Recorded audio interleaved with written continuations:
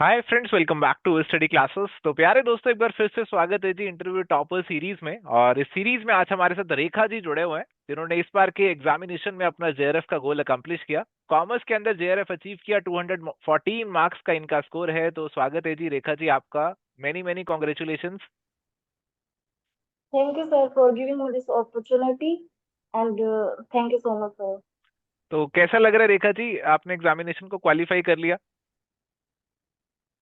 Sir काफी time से इसी एग्जामिनेशन पर लगे हुए थे। अच्छा ही फील हो रहा है कि चलो हो गया, अच्छी बात है। जी।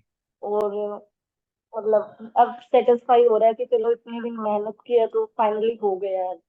बिल्कुल बिल्कुल, आपकी मेहनत जरूर रंग लाई है यहाँ पर। और अब इस मेहनत के बारे में जानना चाहेंगे, इस एफर्ट के बारे में जानना चाहेंगे, आपकी जर्नी के बारे में जानना चाहेंगे। तो रेखा जी बताइए कि किस तरीके से आपकी जर्नी रही, कैसे आपने तैयारी करी। सर वैसे तो ये इट वाज फिफ्थ अटेम्प्ट है। एंड वैसे मास्टर्स के बाद ये मेरा पहला अटेम्प्ट था।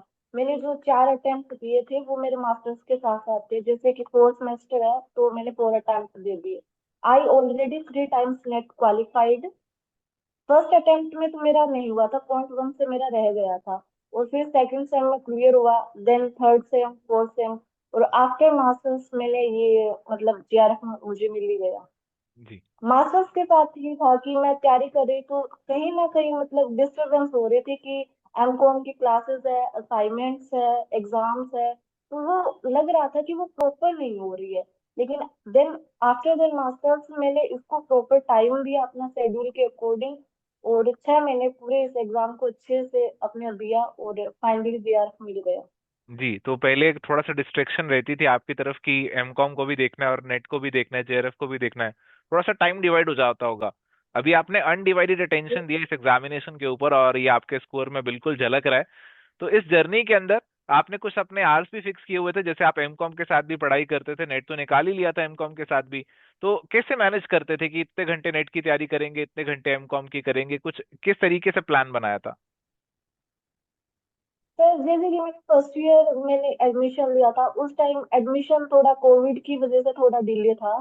तो उस टाइम मेरी 2 से 3 यूनिट हो गई थी, पेपर बन के, और 2 से 3 यूनिट मतलब 5 से 6 यूनिट पे मैंने स्टार्ट कर दी थी। तो एक मोटिवेशन हो जाता है कि चलो फर्स्ट सेमेस्टर में, फर्स्ट ईयर में ही निकालना है, नेट तो है, नेट तो लेना ही, नेट तो ले हम्म। ही लेंगे, जीआरएफ तो दिखती है। हम्म। हम्म। तो फिर मैं ये से कर देती कि फर्स्ट ईयर का जो सिलेबस है वो नेट के सिलेबस से मैच होता है। तो मैंने उसको अपना प्लस पॉइंट बनाया कि चलो नेट मास्टर्स के में तो पढ़ना ही है, अभी देंगे तो डबल बेनिफिट हो जाएगा, नेट भी हम्म। हो जाएगा और मास्टर्स में अच्छे मार्क्स आ जाएंगे। हम्म। तो फिर मैंने ये किया कि बुक्स वो पढ़ी थी, और उस टाइम में अनदर प्लेटफॉर्म पर थी, हम्म। तो मैंने वहां से अपना बेसिक रिवाइज कर लिया। हम्म। देन मेरा मतलब वो फर्स्ट सेमेस्टर के एग्जाम हुए और उसके बाद ये हो गया था एग्जाम, इसमें मेरा .1 से रह गया था।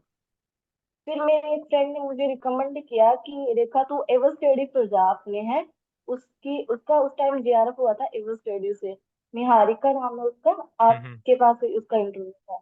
जी। तो फिर उसने कहा कि तू, मेरा टेस्ट सीरीज पेंडिंग है तो उसको करो, उसके बाद तू एवर स्टडी कर दे। फिर मैं आपके प्लेटफॉर्म पर आ गई, और जब से मैं आपके प्लेटफॉर्म पर हूँ, किसी अदर प्लेटफॉर्म पर नहीं थी।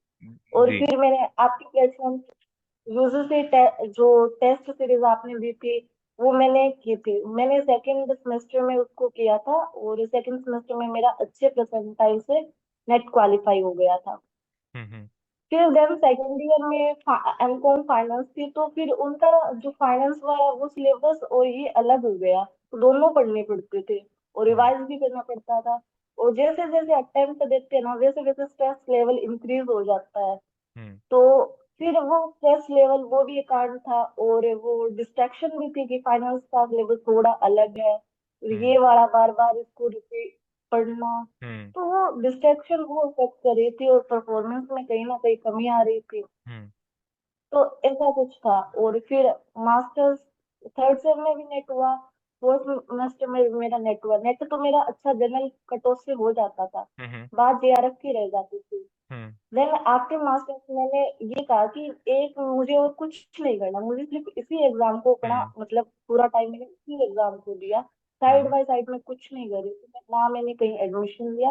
मैंने कहा अब तो पीएचडी करनी है, अब तो इसी ये हो जाना चाहिए मेरा। हम्म। और इसके बाद मतलब ये है कि रिजल्ट की तो बाद में देखेंगे, पहले कोई टेंशन नहीं लेनी, एक बार हम्म। पेपर देते हैं। टेंशन तो बाद में कितनी लो पेपर देने के बाद में।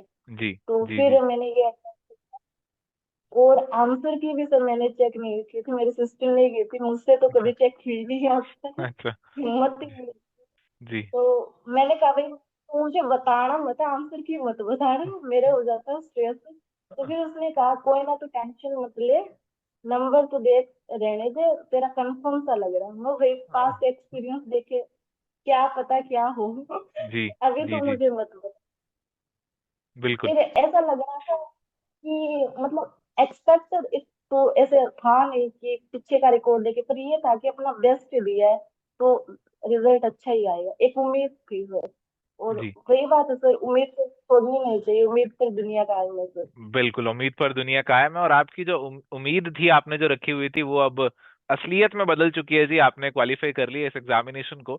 और बहुत सारी बातें आपने बताई, जो मैं बातें आपसे पूछना चाह रहा था आपने ऑलरेडी बहुत विस्तार से बहुत डिटेल में उनको डिस्कस कर दिया है। एंड अभी आपसे ये भी जानना चाहेंगे कि ये जो एग्जामिनेशन आपने दिया है इसमें आपको प्रैक्टिस का क्या रोल लगता है? कि प्रैक्टिस है, जैसे पीवाई क्या होते हैं या फिर मॉक्स वगैरह हैं, तो उनका क्या रोल है इस एग्जामिनेशन में? सर जैसे नेट करते हैं, तो नेट में तो मुझे ये लगा कि सर हम कंटेंट करते हैं एक बार और फीडबैक को पढ़ लेते हैं, तो नेट तो हो जाता है, मतलब वैसे तो एफर्ट तो उसमें लगते हैं, हम्म लेकिन जेआरएफ को और भी ज्यादा मुश्किल लगता है नेट के कंपैरिजन में, क्योंकि बहुत कम बच्चों होता है और जेआरएफ की बहुत हाई कट ऑफ रहते हैं, नेट और हम्म जेआरएफ में काफी डिफरेंस रहता है, 10 से 12 क्वेश्चन का मार्जिन हमें देखने को मिलता है। हम्म तो जेआरएफ, अगर जेआरएफ करना तो आपको प्रैक्टिस मॉक टेस्ट तो आपको करने ही पड़ेंगे, और पीवाईक्यू का भी अपना एक इम्पोर्टेंट इसमें रोल रहता है। तो मतलब मेरे तो यही रिकमेंडेशन है बच्चों को कि पहले आप अपना सिलेबस कवर करें, देन आप उसको मल्टीपल टाइम रिवाइज करें और पीवाईक्यू करें, देन आप मॉक टेस्ट करें। अगर आप स्टेप बाय स्टेप तीनों को करेंगे तो आपका जेआरएफ में डेफिनेटली होगा। लेकिन आप ये मत करना कि तीनों को एक साथ कर दो, मतलब हम्म। एक स्टेप बाय स्टेप ही आपको इनको करना है। बिल्कुल बिल्कुल। तो स्टेप बाय स्टेप स्ट्रेटेजी की बात इन्होंने करी, तो बहुत अच्छी अच्छी बातें रेखा जी आपने बताई। बहुत बहुत शुक्रिया आज हमारे साथ जुड़ने के लिए। और जाते जाते आपसे अभी भी पूछना चाहेंगे कि आपने ये वाला गोल तो अकम्प्लिश कर लिया, अब आगे क्या गोल है जो आपने रखा हुआ है अपने लिए? सर ऑब्वियसली पीएचडी तो करनी है सर, लेकिन अभी मैं एचपीएससी असिस्टेंट प्रोफेसर आपके प्लेटफॉर्म से तैयारी कर रही हूँ, तो मेरा फोकस उसी एग्जाम पर भी है सर। चलिए, we wish you all the very best कि आप अपने सारे गोल्स को ऐसे ही अचीव कर लें। बहुत बहुत शुक्रिया आज समय निकालने के लिए, हमारे साथ जुड़ने के लिए। तो ये थे रेखा जी जो आज हमारे साथ जुड़े थे। इस सेशन को यहाँ पे कंक्लूड करते हैं, मिलेंगे नेक्स्ट सेशन में एक नए टॉपर के साथ। Till then goodbye, take care, all the best.